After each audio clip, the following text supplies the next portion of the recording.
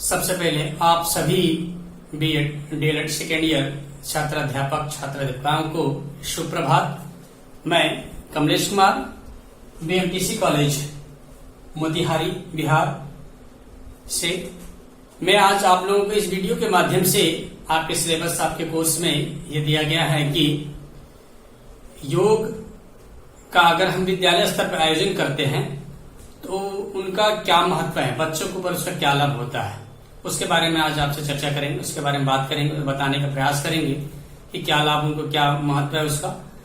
तो प्राचीन काल में योग सन्यासियों या मोक्ष मार्ग के एक साधक के लिए ही समझी जाती थी या जाता था, तथा योगासन के लिए साधक या व्यक्ति या मनुष्य या सन्यासी घर को त्याग कर एक ऐसे जगह का चयन करता था जहां पर बिल्कुल एकांतवास हो, बिल्कुल वहां पर किसी प्रकार का बाहरी जो है ध्वनि, बाहरी आवाज, किसी प्रकार का कोई परेशानी ऐसा ना जिससे उसके जो है योगासन में परेशानी खड़ी हो, साधना में दिक्कतें आ।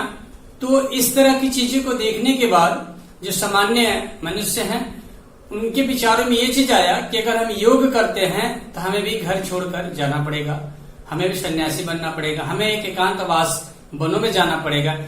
ऐसी विचारधारा जब व्यक्ति के अंदर प्रवेश कर गई या ऐसी विचारधारा बनने लगी तो वो इन योग से क्या करे, धीरे धीरे अपने आप को दूर करते गए और योग जो है एक तरह से विलुप्तता की ओर विलुप्त होते चली गई। परंतु आज के वर्तमान कंडीशन में जैसा कि आज देखा जा रहा है, वैश्विक महामारी जो चल रही है, इनमें योगा का अति महत्वपूर्ण रोल माना जा रहा है।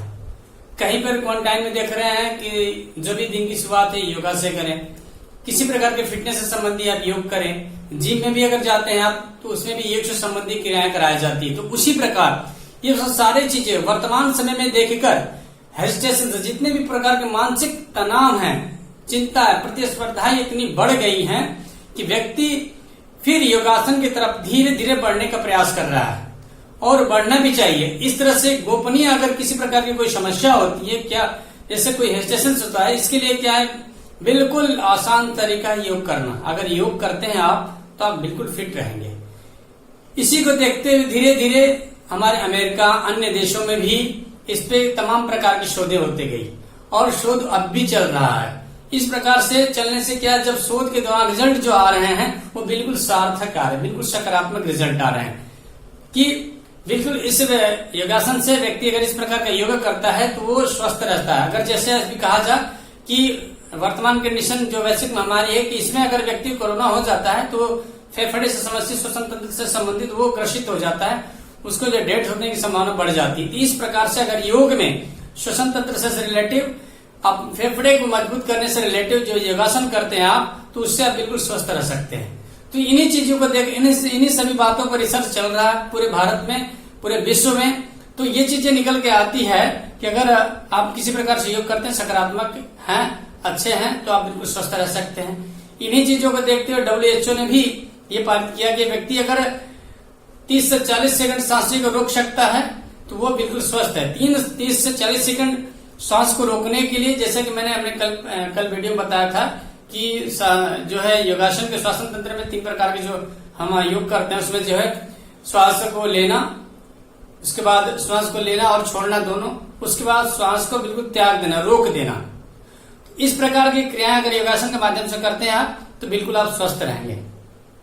ठीक इसी को धीरे धीरे, इसी बात को धीरे धीरे विश्व में, इंडिया में, उसके बाद अपने महाविद्यालय का स्तर से, कोई अन्य संस्था के स्तर से इसे फैलाव, इसे प्रचार करने के लिए अतिशीघ्र विशेष प्रकार की जो है आधुनिक तकनीकों का प्रयोग किया जा रहा है, जिससे व्यक्ति करे और अपने आप को साधारण, अपने आप को सुरक्षित महसूस करे।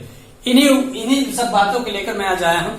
जैसा कि आप यहाँ पर बताते चलो कि आप जब विद्यालय की बात आती है तो विद्यालय में अगर योग आयोजन करते हैं तो बच्चों के ऊपर उसका क्या महत्व है, तो हमें देखना है कि बच्चों पर क्या महत्व इसका पड़ता है। जैसे पहला अगर महत्व देखें, पहला अगर प्रभाव देखें, लाभ देखें तो बच्चे के स्वास्थ्य क्षेत्र में, बच्चे के जो स्वास्थ्य के ऊपर जो इसका प्रभाव पड़ता है। उसके बाद सेकेंड से है रोगोपचार के क्षेत्र में, अगर किसी प्रकार का कोई रोग हो जाता है तो उसके माध्यम से रोग दूर कर सकते हैं।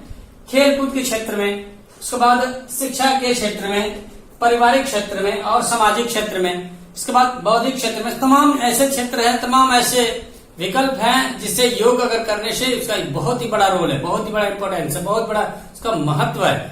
इसीलिए हमें विद्यालय में छोटे बच्चों के लिए, बड़े बच्चों के लिए, आप अपने बीएड स्तर के, डीएलएड स्तर के सभी मतलब कॉलेज महाविद्यालयों में ऐसे संस्थानों में आयोजन करना चाहिए, कराना चाहिए, जिससे उनका मनुष्य के सारी प्रक्रिया, श्वसन तंत्र या आंतरिक शक्तियों को जो बढ़ावा मिले, सार्थकता मिले।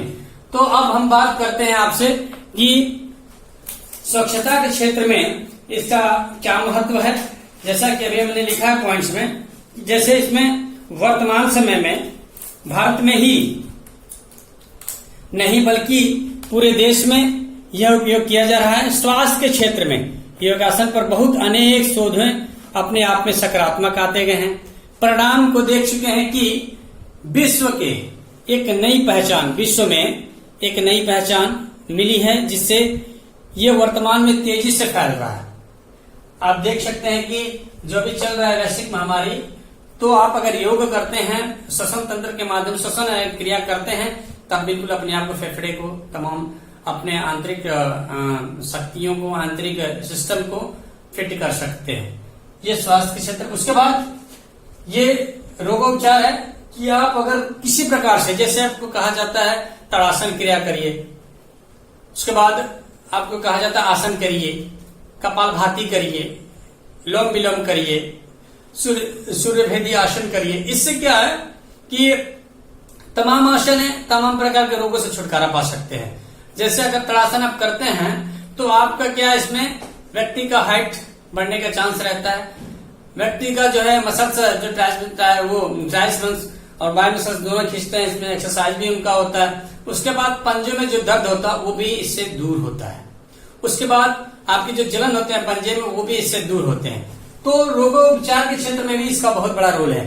अब देखते हैं कि खेल कूद में ध्यान, जैसे मैंने पहले वीडियो में बताया था कि आसन एक ऐसे स्थान पर करना चाहिए जहां पे शांत हो, जहां पर बिल्कुल बाहरी ध्वनि ना हो। तो इस प्रकार का अगर आसन हम करते हैं तो खेल कूद में इसका क्या फायदा है कि खेल के दौरान अगर किसी प्रकार की कोई बाहरी समस्या आती है, कोई खेल के दौरान कोई अन्य समस्याएं आती है, तो उसमें क्या करते हैं, एकाग्रता, अपनी एकाग्रता हम बनाए रखते हैं, अपने जो हमारे मानसिक तनाव है उसे बिल्कुल शांत करके रखते हैं, उसको उस मानसिक तनाव से दूर होने का प्रयास करते हैं। सबसे बड़ा रोल यही होता है कि आपकी जो है मानसिक एकाग्रता बनी रहती है इस योग से। तो इसे खेल कूद के क्षेत्र में इसका बहुत बड़ा रोल है। उसके बाद शिक्षा के क्षेत्र में जब बालक पूरे दिन क्लास करता है, 5 से 6, 6 से 8, आजकल तो लगभग 6 से 8 क्लासेस चलती हैं, तो उस दौरान अगर बच्चा पूरा क्लास लेता है तो मानसिक तनाव में स्वाभाविक है आना ही आना है। उसके अंदर थोड़ा सा प्रेशराइज माइंड उसका तनाव में आएगा। तो उसके लिए हमें क्या करना है, कुछ ऐसे आसन का प्रयोग है जैसे शवासन। उसके बाद ये ऐसे आसन है जिससे बिल्कुल शव की स्थिति में लेट जाना, अपने आप को शांत चित करना, आंखें बंद करना। उसमें क्या है, उसको शांति मिलती है, उसके जो मानसिक तनाव है उससे दूरी मिलती, उससे जो है निजात मिलता है उसको। तो इस तरह से हम शिक्षा के क्षेत्र में कि एक क्लास दिन भर में एक क्लास उसको योगासन के लिए रखें, जिससे बच्चा पूरे दिन की क्लास अगर करता है, दबाव में रहता है, प्रेशर में रहता है, तो योगासन के माध्यम से वो फ्री हो सकता है, उसका जो विकास हो सकता है, वो अगले दिन के लिए रेडी हो सकता है। तो हमारा शिक्षा के क्षेत्र में था। अब तक पारिवारिक क्षेत्र में क्या है कि जैसे कहा जाता है कि अगर परिवार में कोई एक व्यक्ति अगर किसी प्रकार की कोई गंभीर बीमारी से परेशान हो जाता है, तो वो एक ही व्यक्ति नहीं रहता, उसका पूरा परिवार परेशान रहता है। परिवार के साथ साथ आसपास के लोग भी उससे परेशान हो, आसपास के अगर लोग परेशान होंगे तो पूरा अपना एरिया परेशान हो जाएगा। एरिया परेशान होगा, जैसे आज का है कोई एक कोरोना मरीज निकल रहा है तो पूरा परिवार निकल रहा है, जहां जहां फैला हुआ तमाम चीजें। इससे क्या है, हमारी विकास गति को जो है बिल्कुल अवरोध हो जाती है।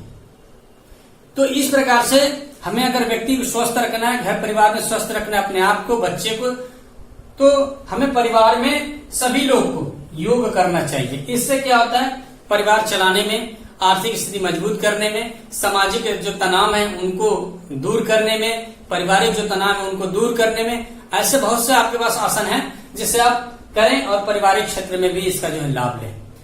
उसके बाद लास्ट पॉइंट था हमारा कि सामाजिक क्षेत्र में इसका क्या महत्व है। सामाजिक क्षेत्र में इसका यह महत्व है, अगर हम योगासन कराते हैं बच्चों को, विद्यालय में कराते हैं, तो उनके अंदर जब उनकी मानसिकता चेंज होती है, जब वो आसन बिल्कुल शांत चित्त होकर अगर आसन करते हैं, तो वहां पर समन्वय की जो स्थिति रहती है, जो एक दूसरे से चिड़चिड़ापन की स्थिति रहती, देखने के बाद ईर्ष्या या कुछ ऐसा सामंजस्य नहीं बैठ पाते उनको, तो योगासन के माध्यम से अगर उनको शांत करते हैं, शांत चित्त होकर, वो बिल्कुल उनकी मानसिक स्थिति बिल्कुल स्थिरता आ जाती है, तो वो उसमें सामाजिक स्थिति, उसमें समन्वय बनाने में उनको जो है किसी प्रकार का कोई कष्ट, कोई परेशानी नहीं होगी। इस प्रकार से भावनात्मक पहलुओं का उनसे जुड़ाव होगा, आपसी कोऑर्डिनेशन बनेंगे, आपसी एक दूसरे का जो है देखने के बाद सम्मान की दृष्टि से देखने का प्रयास करेंगे।